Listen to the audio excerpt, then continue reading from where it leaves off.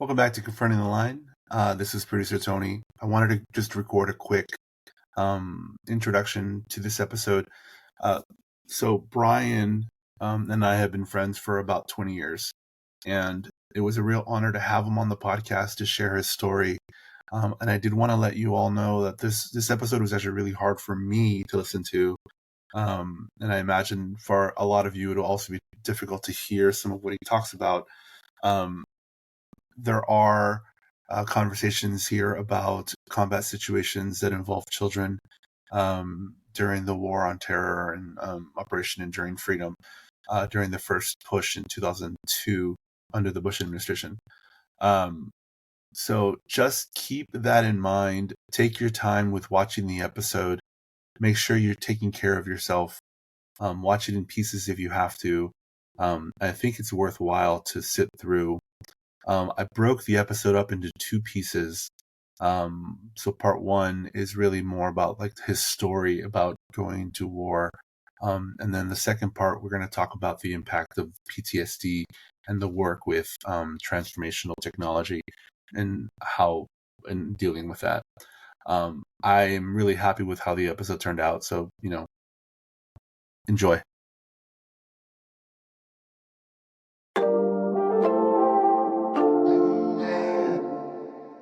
This podcast is for informational purposes only and should not be considered legal, medical, or mental health advice. We speak from our personal experiences and opinions. The views expressed are solely those of the individual speaker and are not intended to malign any group, club, organization, or business. Hey, everybody. Welcome back to Confronting the Line, where we are here to explore the often blurry line between transformation and exploitation, between what's helpful and what's harmful in the world of personal development and wellness. And I'm super excited about this conversation in particular. As many of you know, I've shared through time, and I share in my book a little bit about my daughter has been diagnosed with complex PTSD due to sustained things that happened in her childhood.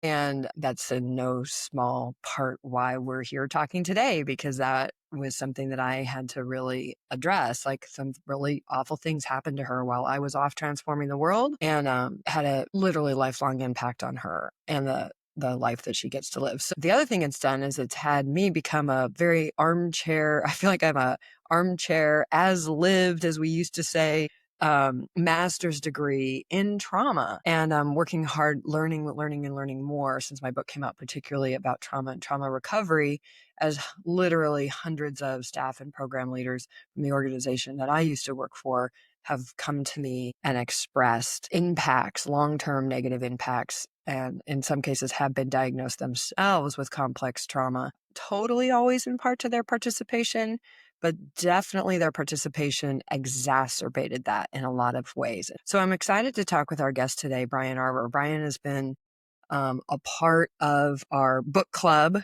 which is a Facebook group that we have with people who are really out to explore this stuff. We're out to explore what is helpful, what is harmful, what's the good stuff, what's the bad stuff that we didn't see, bad meaning it had some kind of a negative impact on our emotional, spiritual, or physical life. So Brian's been a part of that conversation for a while. We kind of knew of each other, I would say, in our time together at Landmark. We'll get your full story in a minute, but I just really want to share, you've been sharing about this particular thing about PTSD and sort of what works and doesn't work in the self-help, personal development, LGADI world. And when it comes to that, and you're in a very, very, not unique so much because other people are in the same position, but in a very as lived on the court position to talk about that, because you are a combat veteran. So not only are you a veteran of Landmark staff, which I think should have its own designation now, but you are an actual combat veteran who, through the Army National Guard, was deployed and engaged in Operation Enduring Freedom and Iraqi Freedom. So it wasn't just your participation in a high control group at a young age that sort of set your life on a particular course, but going straight from that into a combat zone and being in active combat. So you were the perfect person to talk about it. And I love to talk about this stuff. Yes, we talk with the experts. We got Dr. Glenn Doyle on call and things like that. But I think talking to people who really live this stuff is some of the most valuable insight that we can get. So I really appreciate you taking the time to be with us today. Anything you want to say by way of introduction, saying hi to the audience, Brian? I appreciate the intro and the chance just to be here and share about what what it's been like. And for anybody who's engaging in the mental work, the emotional work of untangling yourself from what you've been through, just thank you for sticking with it and engaging in that work and keep going. Yeah. Yeah. That's not easy. And it's not fast. I mean, that's one of the first big misnomers is I even share a story in my book of a forum leader telling me that in a seminar, they cured somebody's PTSD. And I had to explain to him, I'm like, it's not a thing. That person may have gotten some insight or even a breakthrough in that moment where they felt better about something they were dealing with that was likely an aspect brought on with their PTSD journey, but he didn't cure the PTSD.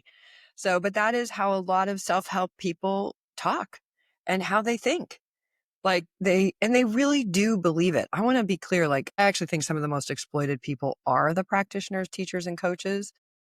And in part because they really are convinced through all kinds of methods and certification programs and blah, blah, blah, that somehow that technology that they've gotten hold of is the answer.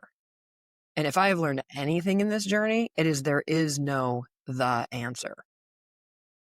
Anyway, why don't we start with giving you a chance to tell us so that this episode came about in part because you were talking with us on a call a few weeks back and you really told us about your sort of unique journey and some of the things that's led you to. So why don't we start there? Let's start with your journey. Yeah. So I first did the Landmark Forum. I was, I don't know, like 18, 19 years old. So it was a formative time in my life, a very formative experience, seemed to affirm a lot of I was an avid self-help reader. I wanted to understand myself and other people and how things worked. What got you into the forum? Because one of the things that's common is like the ways people sort of participate in these large group awareness trainings are. I had a family member um, who was engaged with Landmark, and I think at that point was already on staff. And just she was somebody that I would talk to about like the big ideas and the dealing with the things that had already happened to me in life. And she just was an advocate for me doing the Landmark Forum as soon as possible. And it took waiting until I was 18 and had like the autonomy to go do that. So Gotcha. Okay, so there wasn't like some life incident or whatnot. It's just something you. yeah, it wasn't a particular incident or trigger that like really just shoved me over the edge. It was more like it seemed like a good fit. And was it? How was it for you? It resolved things that I thought were unresolvable for myself. My relationship with my mother changed forever. We have conversations now, like after 20 plus years, that just wouldn't have come about. There's a friendship there that is unusual. So, and I had the opportunity to just acknowledge and forgive what I held against her. She was like 21, 22 when she had me. That's so funny you say that. I'll literally never forget the moment that the person who led I did the Landmark Forum twice as a participant. The person who led my first one, forum leader, Alan Kahn, put up on the stage the youngest male in the room and the youngest female in the room. And he goes, okay, these are your parents. And in that moment, I was like, they went from being these idealized or failed idealized, because I would say that's how most of us relate as we come into adulthood, right? Our parents are like good at some things and pretty bad at others, and we're kind of judgy about that. And then, but he did that, and I was like, oh my gosh, because my mom was barely 18. My dad was 20 when they got married with me in the belly. They were a mess. I mean, they were just a mess in a lot of ways. And in that moment, I could see like, oh, they became human. And to me, that's fundamentally, this is the healthy part about what I think the programs like the Landmark Forum, because the Landmark Education is not the only one that offers these kind of programs. But as I continue to study it, to me, the valuable part is it's not that it does something to us. Well, it does, but we'll get to that later. But the thing that happens there is whatever it is we go in, that's kind of up for us that we're looking at, we get a new way of seeing it. We get a shift in perspective. And a shift in perspective isn't in and of itself change, but it is the beginning of change. Right? So it's that doorway, and then we can go through the doorway and we can explore. One of the things I always encourage people is, yes, you had that breakthrough, that insight at that particular program, and that's great. And it's great to just say that, even like, oh yeah, I would participate in this program, da da da, whatever. But never doubt that it was you and your participation, not the program. Yeah. Otherwise, everybody who went through the program would get the exact same thing, right? Like if it was truly just the program, like then everybody would come out. And I think we call that brainwashing. But anyway, other conversation. Well, so my mother's birthday was yesterday.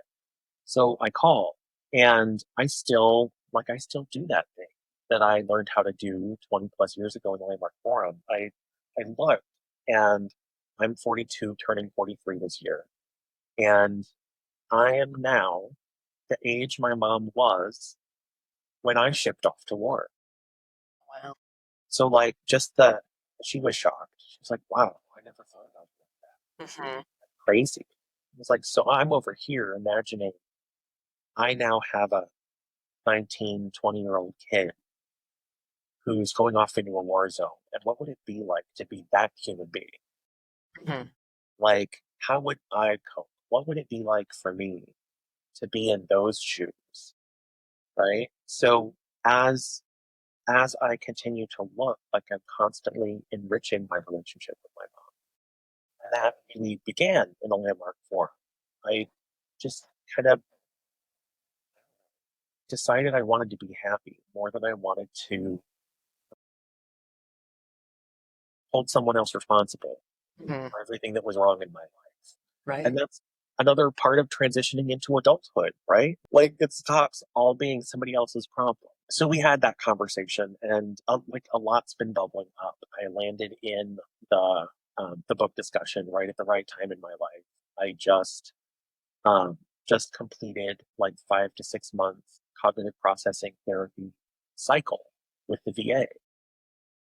So I was 19, did the Landmark Forum, completed their curriculum for living, the Landmark Forum advanced course in the self-expression leadership program. Then in the midst of that time, like I had graduated, I had started college, and I uh, left college to move to Chicago, where so I was driving 5.5 hours every week one way to get to my self-expression leadership program, and then I would crash in the city with some graduate friend and then head back.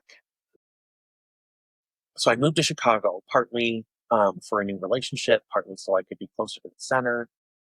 And very shortly after, I like my National Guard unit deployed, and I was like all of a sudden full-time Army, headed over to Kuwait and Iraq for all the stuff that was starting to unfold in 2002. I graduated high school in 2001. 2002, I'm like headed to war. And I have this view of life, like a personal responsibility to change the world. Like I get to say what happens around me and in my world. I get to invent who I am in in response to or in the face of anything. Well, I think you're articulating there very much. I mean, Landmark will be very pleased about this interview up to this point, anyway. That, because it's sort of fundamentally the thing that happens quietly. So I would say it's the fuel for about 80% of the people that are going through the program. Becomes like, as you're going, especially by the time you hit self-expression and leadership program, which has a structure in which you create a community project and it's about sort of being of service and doing good in the world and all this.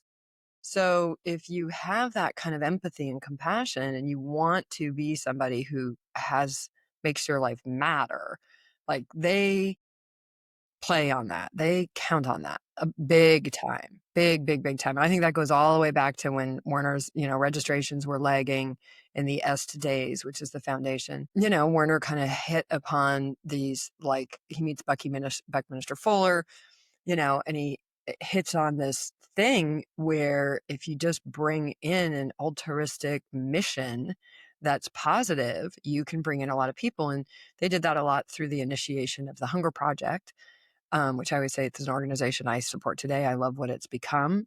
but I'm not blind to that it was started in large part to get registrations into EST.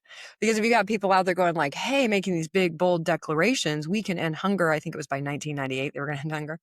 Anyway, that's impressive. And people want to go, well, I want to be that kind of person. And it's just a really, really great sign up tool. It's some people go so far as to call it a kind of weaponizing of empathy. I think that's a little strong at that stage, just because what you are using is people's desire to do good to make sales. Now, Landmark did back it up, I think, somewhat with programs like Self-Expression Leadership. I led that program, and there were community projects that are still going on today that made a difference in communities and so on. But that becomes in large part the onus and responsibility of the participant, of the graduate, which is fine. That's great. I'm not saying that as a criticism at all, but I think you just kind of outlined really well. So it's interesting. So you're doing this Landmark, you're between high school and whatnot. You're obviously enrolled in the National Guard in some way, which is also about being up to something big, as I understand it. I've never been in the military. I've worked with a lot of people who are in the military. But one thing I'm always struck by people who are in our military is, some of them, yes, they're there. They want to get an education. They want to get a steady paycheck. They want, there's a lot of practical reasons to be in the military, but they're also about serving. Our country is actually based on service, true service, being of service. And our military is based on that a lot. So it's no accident, I think, that you resonate particularly with that aspect, because some people go through Landmark and they don't really care about that. They just want to get better at their job, or they want to deal with this relationship problem, or they just want to, and then there's a certain percentage that I swear to God just want to dominate everybody. There's a promise in the Landmark Forum that anything you want, absolutely anything you want for yourself and your life, is available out of your participation in the Landmark Forum.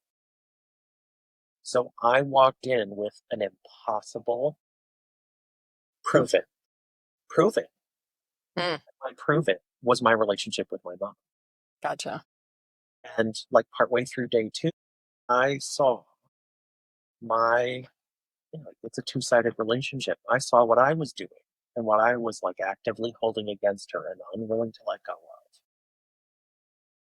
That if I were to shift myself away from like that fixed point, something else might be available. And then they have this whole thing, you call, you share, they're like tenets and like structures for how you keep those kinds of commitments or possibilities alive. I used to teach people in the wisdom course, anything you say after I have been such a fool will likely turn out. And the way that Landmark lays out possibilities and futures has the participant had me engage in having to constantly be like a generator, a fountain for that future. Like I was just constantly putting out more and more and more. And anything that wasn't consistent with what I was committed to, disregard. So there's we're starting to crack into what's healthy, what's not healthy, right? Yeah. Disregarding the things that like should be responsibly considered. And just generating the what I want, generating the what I'm committed to all the time. I walked into a war zone surrounded by people who didn't have a similar mindset. Like, let alone my personality and like who I am as a human being was very out of place in the military. I also had reconciled with myself by the time I deployed that I was gay. And it was a don't ask, don't tell administration. So, like, I'm afraid for my life from my peers and have to hide sufficiently to have like a culpable deniability. Right. Right. So you're not just hiding from the enemy, you're hiding from your peer. Yeah. Right. Wow. Okay. That's intense. And I walk in, like, I know I'm about to face this huge thing. I know that I don't believe in the cause behind this war. I know that I don't trust the administration that I'm commanded by. So I invent something to live into that gives me power, something that gives me freedom to feel like I'm engaged in something that actually matters, that my life is for something that I'm pleased by and empowered by. And there are times when you create those things that they stick. Like it's like they're tattooed in your soul. I invented a future for myself of beauty, family, and connection. And I walked into the desert for beauty, family, and connection.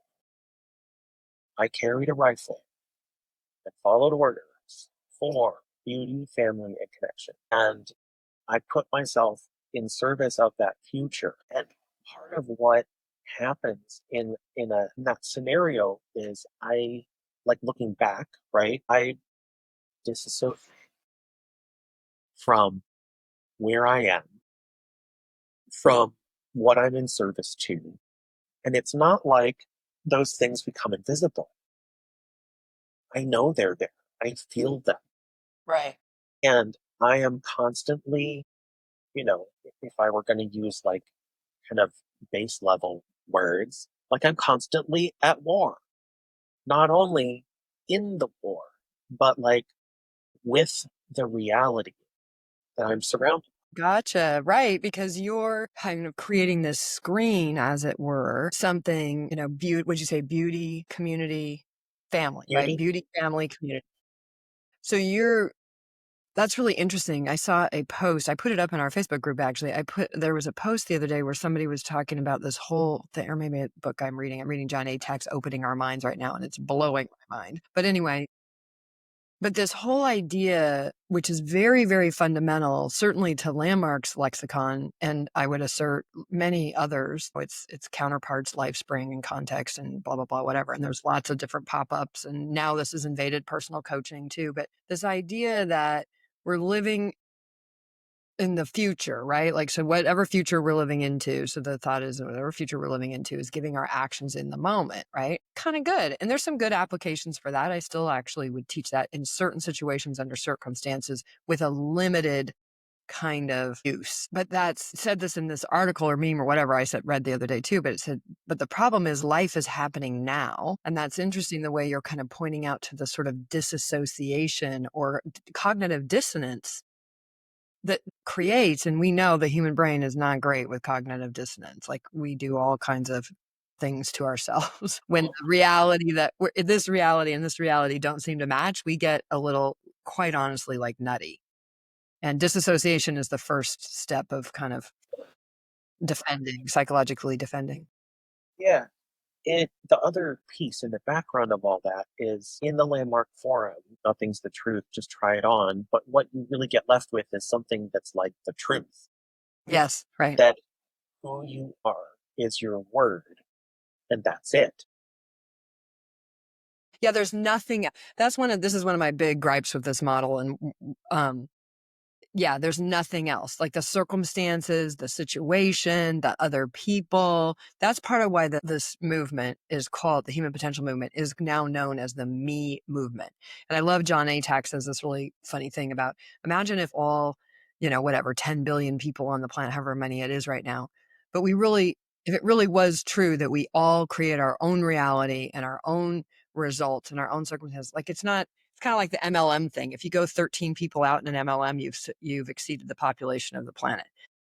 The math doesn't work. But I think in this, the idea doesn't work either. When taken overboard, which is what you're talking about there, which is which by the way is complete brainwashing technique. Empty your mind, set aside everything you know, suspend your thinking for these 3 days. You can pick it back up on the door on your way out. By the way, folks out there listening, you go into any training that says that, turn around and leave, decline. That is, first of all, it's not even a thing that can be done. But second of all, you're now headed into a situation where manipulation, brainwashing, mind control, it's a straight up techniques. that we take all that out and then we're going to put all this stuff in, but it's not the truth, except for it's presented as the truth. It's not just presented as the truth, it's presented as the miracle, right? You're going to create miracles if you just see it this way. It's crazy. Okay, so there you are in war, and you've created this because you don't kind of fit into all the ones that the military is offering. I don't want to. I don't belong. I don't fit in. I'm not in, like, everything in me is against what I'm about to go do. My dad, by the way. I'm curious because I can just hear somebody's going to ask this in the question, so I'll ask it here. Why did you join? Why did you join the National Guard? What was your... I had no prospects. Like, we were poor. And I was smart and ambitious, and I wanted to go to college. And I chose the National Guard specifically because I watched the National Guard come and sandbag my community near the Mississippi when the river flooded in '93. Like entire communities were like underwater, and the National Guard was there sandbagging to keep us safe. And it was like, if I have to join the military, I want to serve that way. Right. I want to be here to take care of the people I care about. And so we get the call. I'm on the night before reporting to the base, staying at a hotel. My dad is there, and like I just remember watching TV, and the Dixie Chicks were in the middle of getting blasted for speaking out against the Bush administration. Like the whole country was in an uproar. Yeah. And my dad says, "You don't have to go. Just tell them you're gay. Get out. You can get out. You don't have to do this." And I had to honor my word. I was just going to say, you got caught in the word trap, didn't you? So that I knew that I was worth something when I spoke. Which, for folks listening, is drilled in you in every way possible, in every level, in every aspect of landmark training is sort of based on that idea that who we are is our word. That's the beginning, the middle, and the end. And then they have a whole model for which I still like, again, in the right application, in the right place, right? So that is, yeah, you are your word. And that's the end of that. I got you. Yeah. I went and I did some things that were remarkable. I saw things as a result of that future that I cast for myself that I might not have noticed otherwise. Like, the desert is still the most beautiful place in the world I've ever been. Like, just unmistakably breathtakingly powerful, and like, mankind is incapable of shaping that landscape. Right. Yeah. Gorgeous. I've spent some time in the desert in the UAE, and yeah, just like, boom, struck. I brewed coffee every day. There's like, what can I do to make people feel at home? What can I do to create an environment of connection? What can I do to foster family? What can I do to have people engaged in like beauty and connection? I brewed coffee. And we set like folding lawn chairs out around like the tool shed in the airstrip. And people sat in like 120, 130, 140 degree sunshine, drinking hot coffee and taking a 15-minute break together and just chatting. Like, I carved out that environment, right? So, like, extraordinary impact. And people remembered that like the 20-year reunion a few years ago. Yeah, you're creating family, basically, right? Good. I came back. And like, things happened. Things happened in a war zone. I had like the daily fear of being found out. I had to, like, there's all sorts. And there was like this one major main thing where I felt like I had discovered within myself that I could and I was willing to sacrifice absolutely everything I believed in about myself and about humanity. Like, there were like hundreds of thousands of lives on the line. And I had to make a decision. And either way, something inside me was going to die. While I was in the army, while I was overseas, I was on perimeter duty in a tower, and like I made the choice. I mean, other soldiers were throwing candy bars and toys and whatever over the fence to these kids that walk home from school every day. On the wrong side of the canal, right up against the chain link fence, where anything is supposed to be disposed of immediately without hesitation. And apparently it happened every day.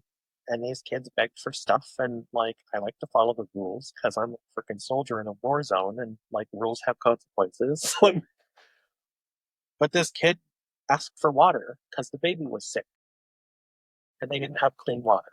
And I tossed a bottle of water over the fence. Shouldn't have done it. Against the rules. And on the opposite side of the fence is cornfield, like an irrigated cornfield between like Balad and the Tigris was like these field. And kid takes off, like jumps the irrigation ditch and takes off through the corn. Okay, and I forget all about it. Not a until later, something is coming through the cornfield back toward my tower. And I can't tell what it is, but it's making a beeline straight toward the fence. And there's a gap in between the fields, and I can see that it's a person. And it looks like at least there's a handgun far out, but like I'm on that perimeter to ensure that there's no threat. I like radio in, get the go ahead, and at that point in time, like people are like suicide bombing the bases. So like I don't like it could just be somebody running toward the fence with an explosive vest. I have no idea. And I am supposed to neutralize the threat. And it's the moment where I have to decide if I'm killing someone in this war or not. Like I had crossed that line. I dealt with death, I dealt with fear, I dealt with my own survival or lack of surviving, and it was choose time. And that moment where I knew I could give up everything that I believed in, everything that I thought I was, everything that I valued. Like, are human beings holy? Is there something sacred in humanity that deserves to have the benefit of the doubt, that deserves to like live and be expressed? Like, is there something that unites us? And if the whatever it is, I don't know, it's the kid. If the whatever it is gets to the fence and blows a hole in it, then like how many thousands of people are going to die if I don't think of that? And I don't like. I still to this day don't recall choosing. I did pull that trigger 1,000 times in that one breath, and I didn't. And I filed through all the consequences, and I didn't pull the trigger. I risked it. Mhm.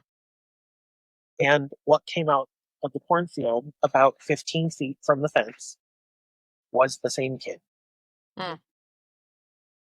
Gripping a cucumber that was bent at a 90-degree angle in his fist, and another one in the other fist. And he came up to the fence and like convinced me to come down and gave us the vegetables from his garden. Mm. Mother sent him back with vegetables to say thank you for the water. And that kid almost died. The kid almost died because I initiated a kindness. The kid almost died because I was afraid. The kid almost died because I had orders. And I spent 20 years suppressing, working upon, like dealing with the fracture in myself that came from that moment. Mm. With all the other things, but that's a big whopping moment Right.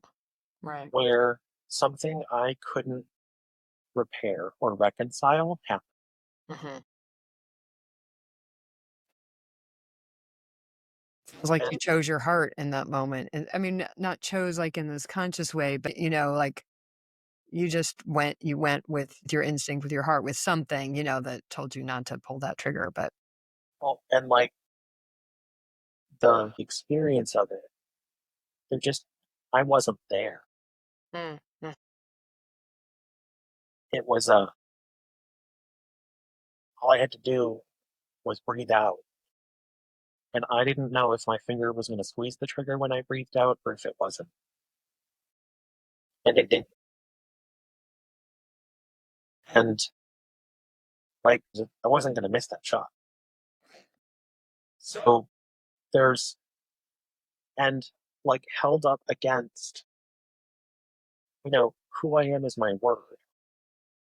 Who I am is what I have to say about like myself and the world and the future.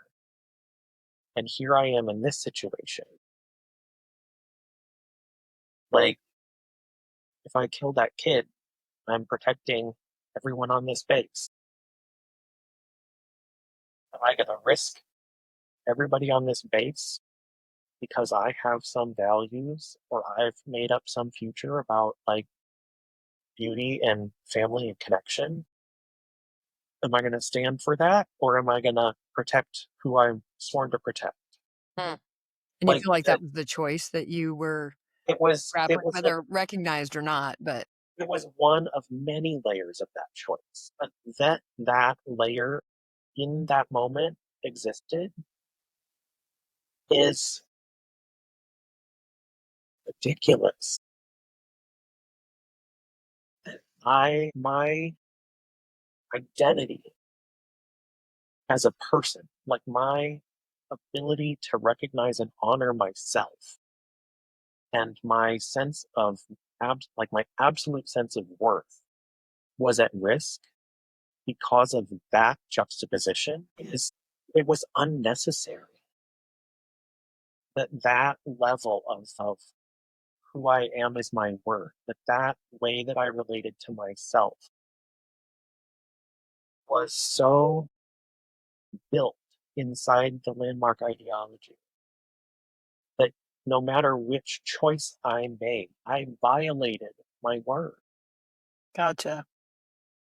And That's what you then later are that unraveling in your trauma work. Yeah, I can see how you definitely would never unravel that in I mean, the thing in Landmark about you can honor your word instead of keep it, that I wouldn't quite cover that situation, I don't think. like I spent a lot of time and a lot of programs dealing with that incident. Mhm. It it came up in everything. There was always another layer. But what never got touched by the landmark work was the level of panic that surges in my body. Mm. Like what never got addressed was the sense that one wrong decision is the end of the world. That everything starts to spiral out of control if I don't navigate this moment successfully. In fact, I would say that experience got reinforced. I mean, just knowing what I know about being on staff, even though I never experienced any abuse in general, my staff experience was good. But there was this constant, like, if you don't make that target by the end of the week, the transformation of life itself is you've put it at risk. And that is the culture, that is the staff culture, in particularly the centers area, which is the primary area. Even though, like, we mentally kind of know, like, that's not true, like, not like with that kid, a person could have died, right? Whether it's the people on the base, if he had had some kind of a explosive device, or it was the kid, but the brain kind of doesn't know the difference really in our physiological responses. I mean, I know a lot of staff members who have, really Friday at 3 o'clock is still not a comfortable time. Like 3:01, oh, but Friday before 3. So for those that don't know, that's the weekly target deadline in Landmark is Fridays at 3. So that Fridays were rough. And, and that's still in our body in a way, right? Unless we learn how to really dismantle that. And those tools just aren't going to help you dismantle that because it's those tools that kind of got used to reinforce it. Memorial Day was rough, and the 4th of July was rough, and like Yeah. you know, Lots. it just there. there are tools to dismantle the non-language based existence of trauma. And Landmark won't touch them, and Landmark won't tell you that it's insufficient to the test. That scenario played out, and I came home when we came home after being extended like 4 or 5 times, and something in me had died. And I had a remarkable conversation with someone my aunt connected me with, who was able to just listen and hear all of it.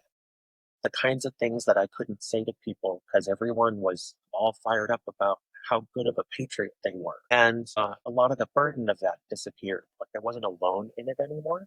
Mm-hmm. And I went back to Landmark to deal with the impact. Right. And again, what that looked like was casting out more future, right? Like living into a vision for something that was worth my life to live for, rather than the like kind of default experience that was present after that kind of trauma. Yeah.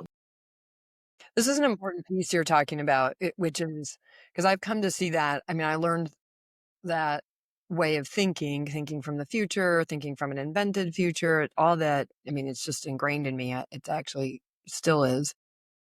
But I also, one of the things that happened a lot in Landmark, I heard quite often, and I've heard from a number of leaders even since, is this whole thing about like hope is bullshit. And one of the things I noticed in my daughter's treatment, so for the last 11 years, I've been, I mean, walking beside her in her journey, and we have spent tens of thousands of dollars on all kinds of therapeutic models and all, I mean, just tons and tons and tons of things. And from the magnets on the brain to different drugs to different, rapid transformation therapy to cognitive behavioral therapy, DBT, blah, blah, blah, blah, blah, blah, blah. But one of the things that struck me throughout that I really got, because I used to kind of I don't know if I poo-pooed hope or not, but I know that's a big part of the conversation in that lexicon. But I got at a certain point, I was like, oh my God, when she was at the height of suicidal, I was like, oh, because she doesn't have anything to live for. Like she doesn't have any hope. I've written a couple articles about this, but I think hope is so essential. And we can call, living into an invented future to me, but what that's fundamentally giving us is hope. And that hope helps keep us literally, what I discovered with my daughter, literally alive in moments when she did not want to be alive. Well, and it took, I like disagree a little. Yeah, But good. Yeah, tell me what you think. Like it wasn't, I don't know that that's actually hope, but it's purpose. Yeah, very good. Okay. So like hope, like something could come, something could arise, something could appear. Or maybe, do you think maybe hope is the emotion? So if I have a purpose that I've created for myself, I have a future I've created for myself, I have a vision, I have a dream. I mean, we all have vision boards, all that. It's almost like the emotion that's there, because I've learned a lot about emotion since leaving also, but Yeah. is this emotion of this hope, this desire. Dr. John Hunter talks about activating the seeking mechanism in our brain, which is kind of the same mechanism, like where we're left. Or similarly, sorry, Dr. John, if I'm slaughtering this, but it's this idea that it can get better, it will get better, or it can be different or whatnot, that carries us through in a lot of ways. Yeah. And that, like hope in that scenario, like where you've like created something to live for, like you designed a purpose for yourself, that hope is in response to something manufactured rather than hope for hope's sake, like an experience of like hope without some like underlying foundation or responsibility. So like I'm still having this conversation with myself about happiness. Like I don't have happiness. I just don't. Like I have neutral and I have upset. Like and happiness is a response that for me, after all, like I'm still deprogrammed, right? So after all of that, like happiness is really only available if I'm being of service and engaged in the fulfillment of something. I don't get to wake up happy. It's I don't funny. have happiness in my relationship with my partner. It's not that I'm unhappy. It's just that, like, I'm not being used for some greater purpose. There's uh, like, there's another, there's so many cans of worms here, right? Like, there's a whole additional, like, aside from who you are as your word, there's this thing that, uh, part of what Landmark is about is performance, like the performance of a human being that I could put in the face of anything. And Mhm. a lot of what that looked like, in particular, how it relates to my military service and other things predating that and PTSD, is the setting aside of my, what they call the internal state, my thinking, my feeling, like the gas in my guts, like whatever's going on inside of me that isn't my word, setting it aside as irrelevant in the face of my commitment, in the face of my word, in the face of what I am out to fulfill or create or cause. So I disregard my internal state and invent something worth living for 20 years after coming back from a war. Mhm.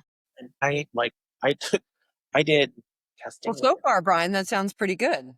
I mean, it Like, does until you're, I'm like about to swear, until you're exhausted, yeah, we'll mark the episode as explicit.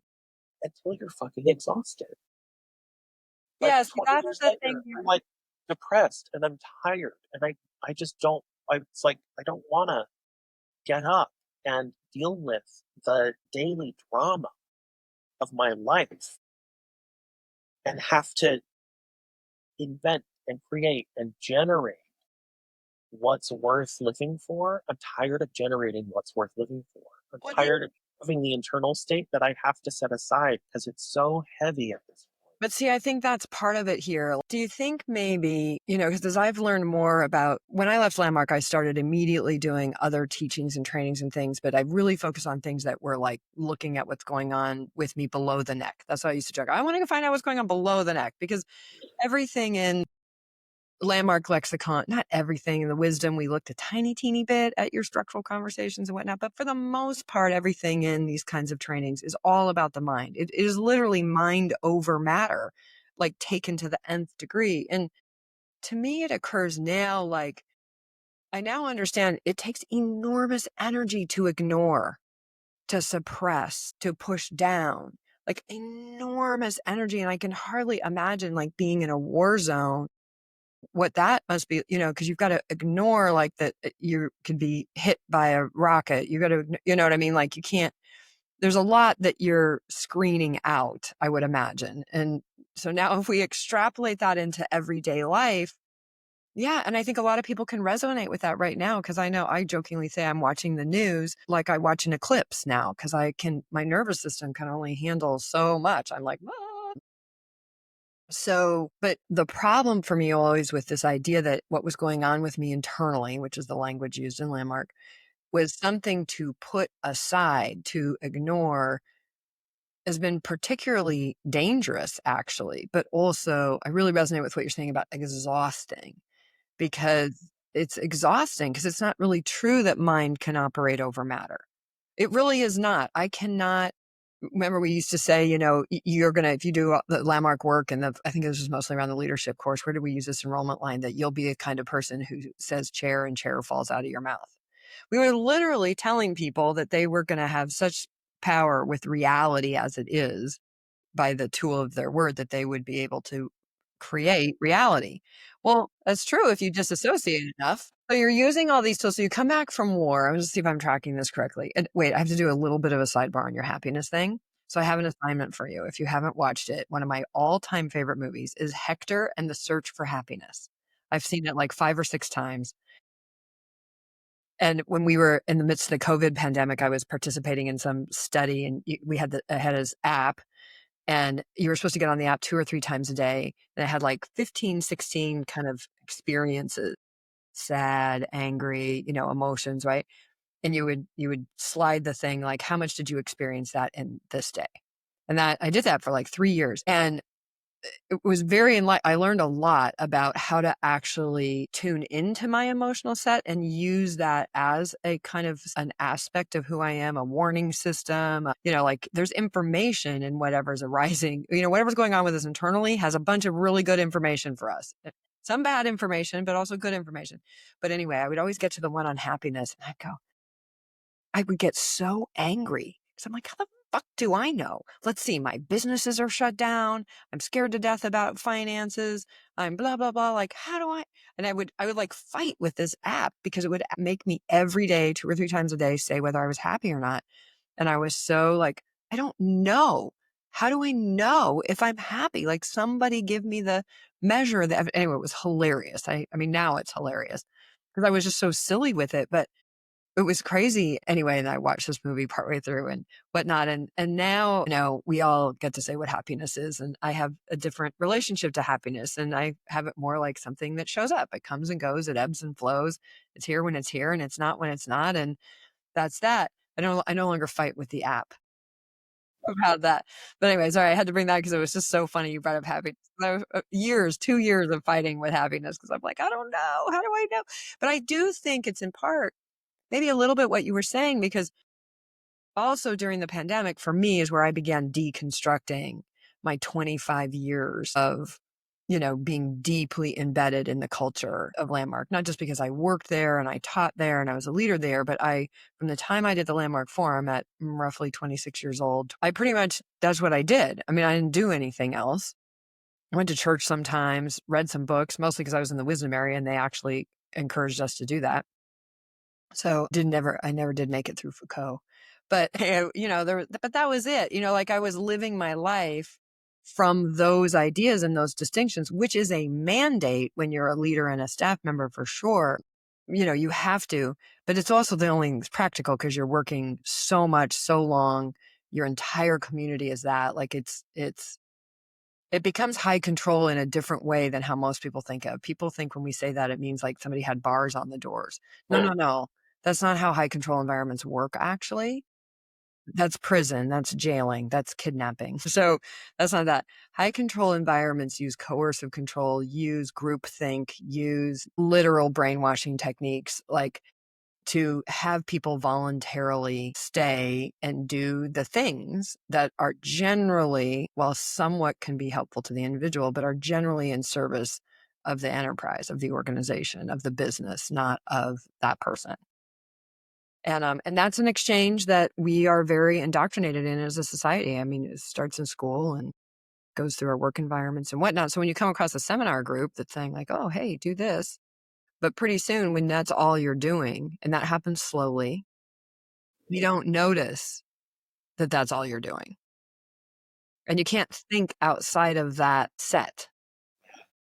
Yeah. So here you are. So you've got this future, you've got this like invented purpose, but you're suppressing, ignoring, putting aside. Yeah. Gotcha. The symptoms, Mm. the physical, like the chemical surging, reactions and responses. Like I'm waking up and disregarding nightmares and exhaustion to because energy is just energy, right? Just like generate more. And in my 20s, like I could do that. I think I think you're kind of pointing at the other thing, like Dr. John talks about the dopamine high, right? So we learn in a large group awareness training, people often fixate on the large group part. That's a small aspect of it, is this thing we were talking about earlier, this setting aside your critical thinking, flooding the brain till it literally shuts off, and then giving a huge reward. So you take the brain like way down and then you give a huge reward, like, got it. Oh my gosh, and it just takes one person in the room to have a transformation, have a breakthrough, have a gotcha, got it moment.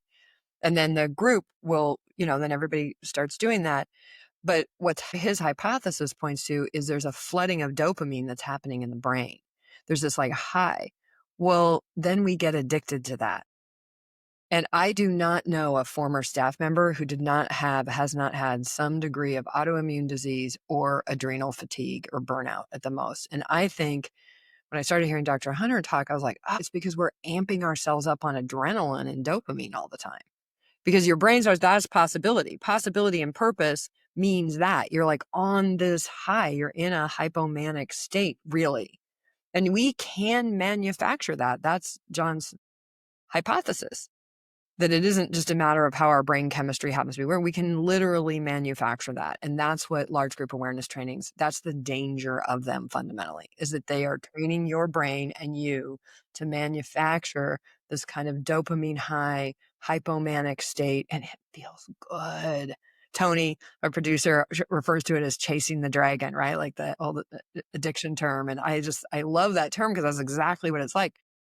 But yeah, doing that for 20 years. When you come back, somewhere in here you go on staff, right? Like your involvement isn't just doing courses at this point. Doesn't your involvement get... So I spent probably 3 or 4 years consistently in a seminar.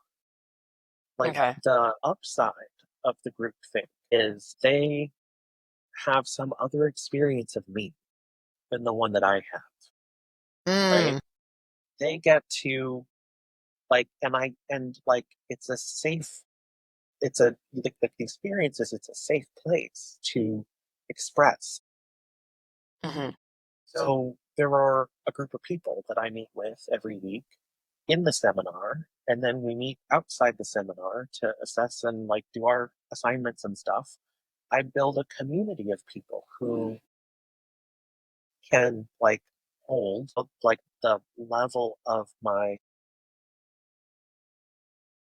dissatisfaction with myself as a human being and poke holes in my theories about myself Mm-hmm. that I wouldn't have thought of on my own. Like it's that model of like being of service and contribution, right? Of like we serve each other that way. And there's value in that for sure. But I didn't read other stuff. I didn't do other books. It was all landmark. Mm. And then like you said, it was well, why would I go to work 9 to 5 when I could go work at Landmark? And all I'd have to do is get out of bed every day. And every minute of my waking life would be in service of making a difference and changing the world. And then I just have to do my laundry. Like, great. No more search for meaning. Right. And at 25, I went on Landmark staff at the world headquarters office in San Francisco.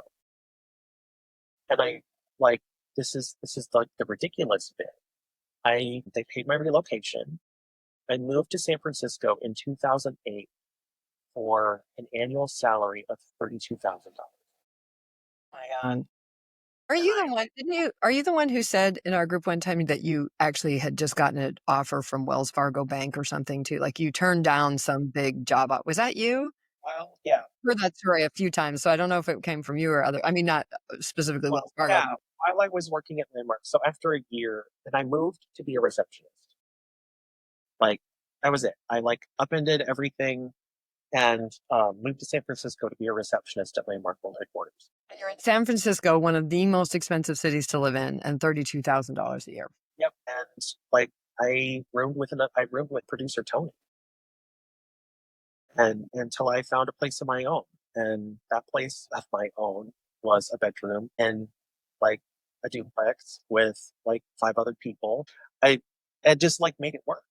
I just made it work because that's what you do. And while I was working at Landmark, within a year, I promoted into global payroll manager. So I was managing records and payroll processing and HR data management for the entire company worldwide. That like 60, 70, 80 hours a week was common. There were nights that I slept on the couch in the lobby and got up before anybody got in the office so I didn't get caught, so that I could continue to do more work. Right. And while I was working there, I started singing with the San Francisco Gay Men's Chorus. And one of the gentlemen that I befriended was in payroll at Wells Fargo. And he was like, we could, like, there's no, for what the level of payroll processing that you do, like, you should be making way more money. Like, come over to Wells Fargo. Like, I've got a spot for you. I was like, no, I love where I am. I was a lifer. Yeah. I was never going anywhere else. Like, this is what I was going to do with my whole life, was work at Landmark World Headquarters and like stand at the hub of transformation for the entire planet. You were a true believer, as Tony says. And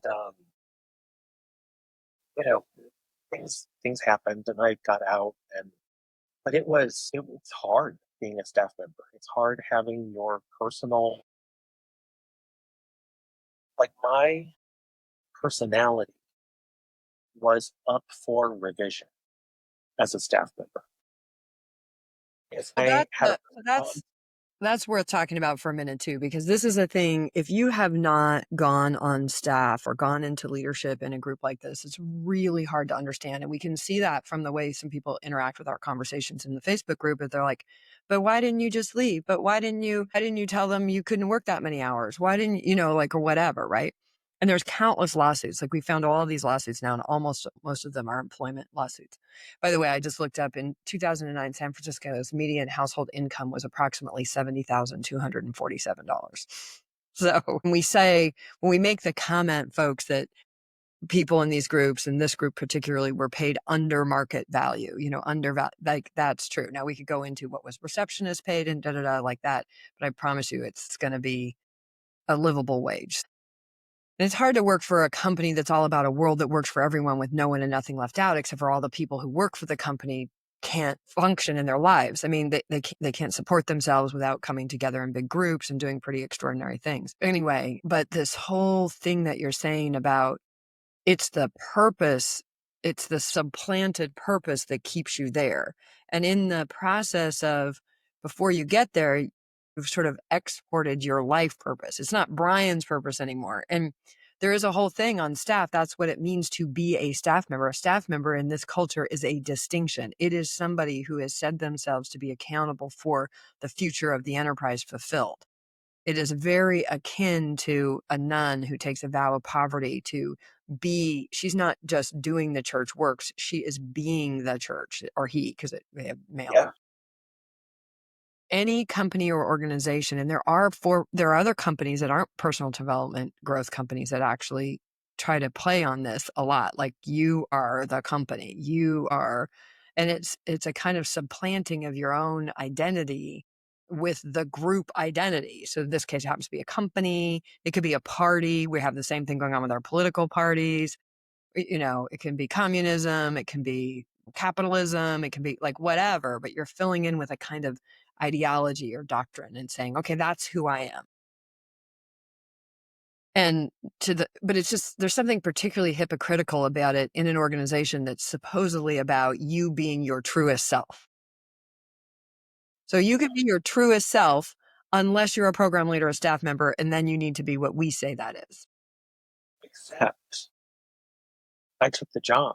I said I'm a staff member, and anything other than my word was not to be honored. Anything other than being a staff member that I gave my word to was not who I really was. It was to be disregarded. And not just by others, but also by myself. That's what it took to live into that future. So again, Brian, I can hear people are listening to some are going like, well, that sounds pretty amazing. So how do you feel about that? Like, tell us a little bit more about the flip side, not the flip side exactly, but what was the impact of that, I guess, what's the impact of that rigidity and that decision on Brian, on you? So, like, I'm going to gloss over the years that I was on staff and the things that happened and blah, blah, blah, blah, blah. How this ties back to PTSD is it was like it didn't happen. I was cured. I functioned. I managed payroll in 14 countries and personnel records for thousands of employees single-handedly, I held accountable the managers of every landmark center on the planet for ensuring that their employment paperwork was correct and accurate, or it got corrected. Wow, well, you were there when I went from being a staff member to an employee. So there was people would meet me, people who are close in my life forget that I'm a combat veteran because I purged it from myself because it didn't serve me. And it didn't serve that purpose or that future, right? Exactly. Yeah, okay. Who has time to be irritated all the time? Like low-grade irritated, waiting to explode. Depressed. Mm-hmm. PTSD symptom, by the way. Mm-hmm. Right. Like, who can tolerate freezing in moments of confrontation or surprise? I had no room for that in my life. I had no tolerance for that systemic trauma, like the body keeps the score. Mm-hmm. I denied myself the opportunity to allow my body to do what it does. I had to triumph over myself to show up, and I did it ongoing for years. And I left, and I maintained that level of a rigid grip on who I am. I rebuilt myself from being a broken, PTSD riddled veteran. Like you say, you can build those environments. You can build that euphoria. You can build those futures to get those dopamine hits. I every waking moment was filled with managing myself and my environment so that the world could be what I said I was committed to it being, so that I could be who I said I was interested in being, with no allowance for what showed up automatically, what showed up naturally. If it didn't match who I wanted to be, it got denied. And I got exhausted. Eventually. I mean, it sounds. I mean, I Yeah, think one thing that a lot of folks don't know, and I'd love to get somebody to actually do some numbers on this or some surveys, but the amount of staff members of an organization like this that end up sick, like really sick, is it's startling. I know many, many, many past staff members. I don't know any that aren't dealing with some level of physical illness. So everything from stroke, cancer, burnout is on the low side, autoimmune is pretty much guaranteed. So alopecia, that's what you see in these lawsuits after lawsuits a lot, is because people actually PTSD from their staff experience, which sure. we can maybe have another call about that, but why that would happen. But so there you are. How many years? So you said 20. It was about 5 years on staff. Okay. And when I left, so the whole time I was employed by the organization, I was also assisting, which is the internal language for volunteering in exchange for my own personal development. And that's a whole conversation. There's value in that model. Again, there's extraordinary value in that model. And I don't know. I have some pretty big doubts about that. I've actually been told by an attorney now that it's illegal. Oh, for sure. The way that Landmark does it, absolutely. There's something available in being of service. Something available. Yeah, exactly. But I think that's what they've absconded with to basically get. I mean, this is what the Department of Labor essentially says in the multiple opinions that they get on this. Is like, no, you can't have people volunteering who are actually running your business. But now you have employees that are paid, clock out, and then come do more hours. Like in the UK and in some places that literally violates domestic servitude and slavery laws. Like it's so unethical. It's hard to even get our heads around. Now, do we produce value for ourselves? Of course. Sure. You have to do that in order to stay in that. And I love the way you describe too, how you are pumping yourself up. You're putting all this stuff aside, all these feelings, all these experiences, even sometimes alert systems. There was a lot where I saw things that were not consistent with my values and what I say my life is about. And I put it aside because I'm like, well, it's in a cost benefit analysis. It's going to be okay, except for it turned out not to be so okay in the end, right? It was temporarily. Okay. So what had you leave staff? I'm curious. I got married. And you wanted to see your spouse? And they were in England. So we met online. He flew back and forth a bunch. Like we spent extended periods together, and he was gonna move to San Francisco, except his dad was near terminal with Parkinson's in the UK. And I was like, absolutely not. Like, you're not missing the last days with your dad. Like, I will relocate. And I did. And as much as I fought to create and carve out a position for myself with Landmark, they weren't interested. Like, my spouse was not a Landmark person. I was told that, this is the part where people who leave staff get all sorts of crazy shit.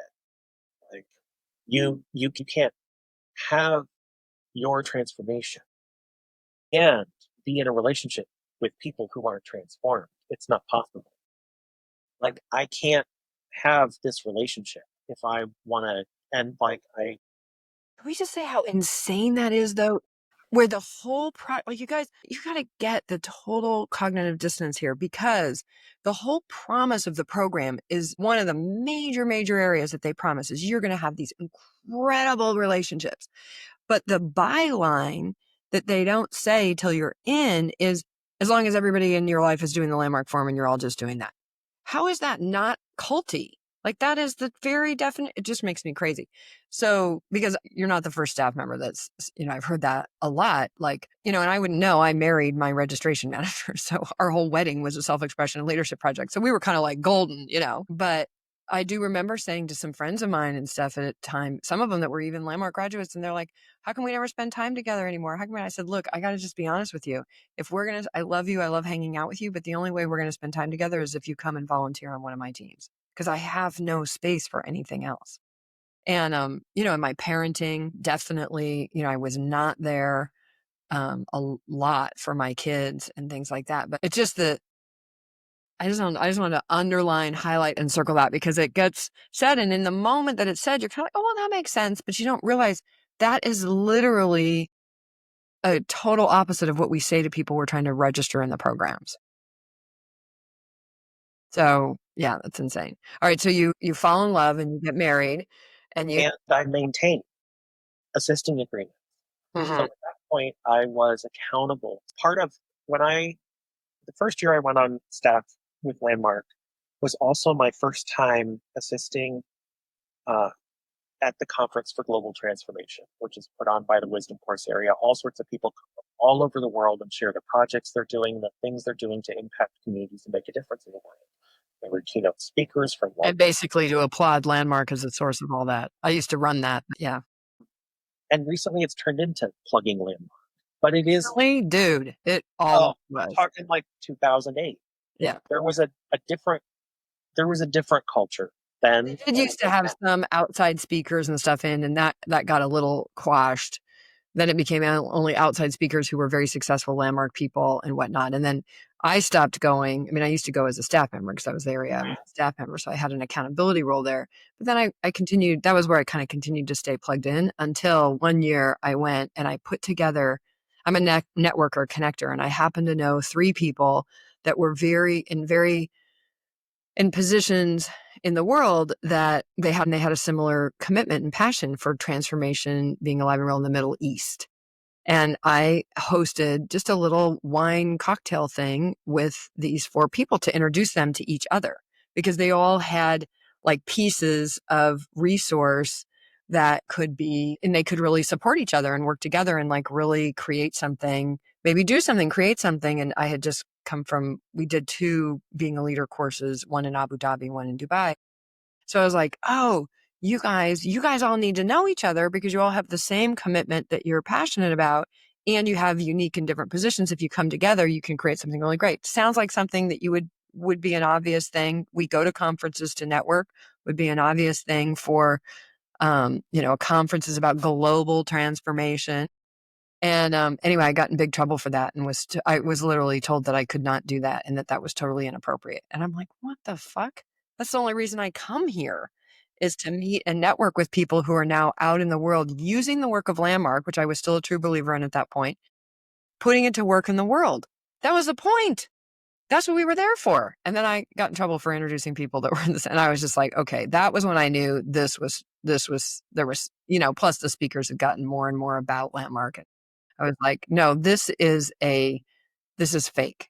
This is not real. Thank you for watching part 1 of our conversation with Brian. If you're a veteran and you need help, please go to veteranscrisisline.net. Please take care of yourselves, everyone.